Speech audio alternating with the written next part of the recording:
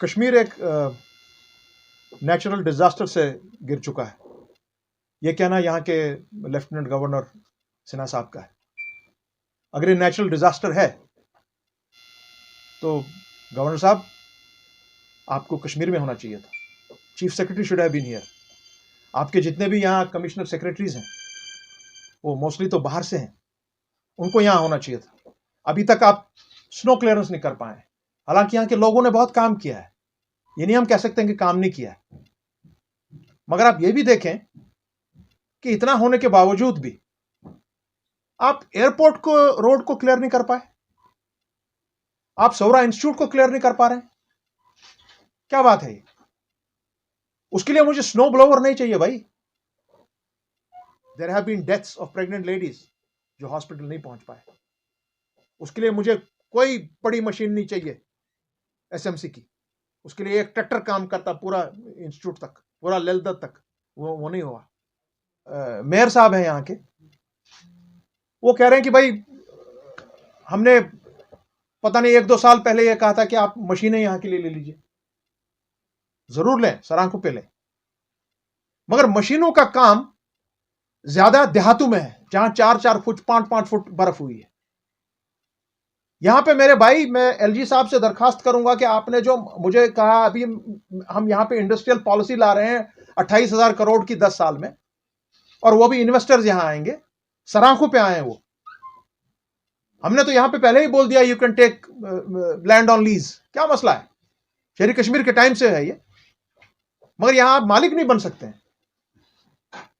तो अगर आपको यहां पर इतना आप कोशिश कर रहे हैं सराखों पे, अरे भाई कुछ मत करें, एटलीस्ट हमको यहां 100 ट्रैक्टर खरीद के दे दीजिए, उस पर ब्लेड लगाइए और चलाइए चारों तरफ, सब स्नो खाली हो जाएगी।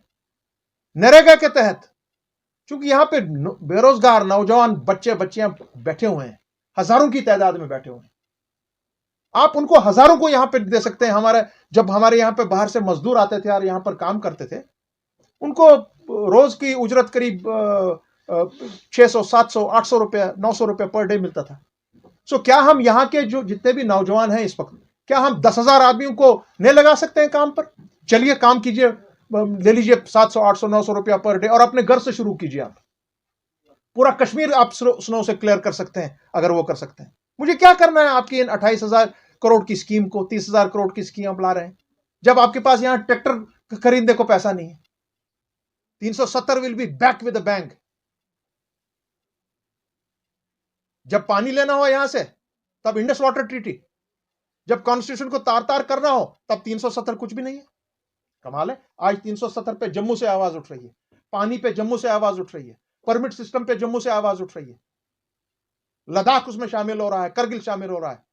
जो हम बात कर रहे थे वो करेक्ट प्रूव हुई है कि 370 and 35 is not only for a Kashmiri Muslim, it is for every Hindu, Muslim, Sikh, Dogra, Pandit, Pahari, Gujjar, Bakarwal, Sikh बरादरी हमारी, डोगरा भाई, ये सबके लिए है। और आप गलती पे गलती किए जा रहे हैं। और हमारे जो आपने ये जो नई यहां पे जमात बनाई है, उसके जो चलाने वाले लोग हैं वो क्या कह रहे हैं कि भाई हमको बीजेपी मत बोलिए, आप हमको बीजेपी की बी टीम मत बोलिए। क्यों भाई, क्यों नहीं बोले? क्योंकि हमारे कार्डर को गोली लगा देंगे। वाह, आप तो फिर खुद प्रूव कर रहे हो that BJP is anti Kashmir and BJP is anti Muslim. कैसे गोली लगेगी आपको? क्यों डर रहे हो आप?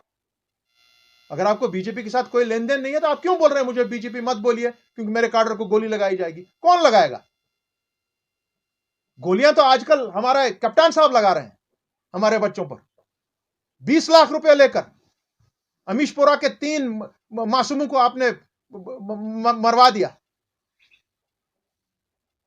एलजी साहब, मैं गुजारिश आपसे करता हूं, कश्मीर की तरफ से मैं आपको गुजारिश करता हूं, यहां के बच्चों की तरफ से गुजारिश करता हूं कि मेहरबानी करके अब टाइम आ गया है। Armed forces special powers act has to go.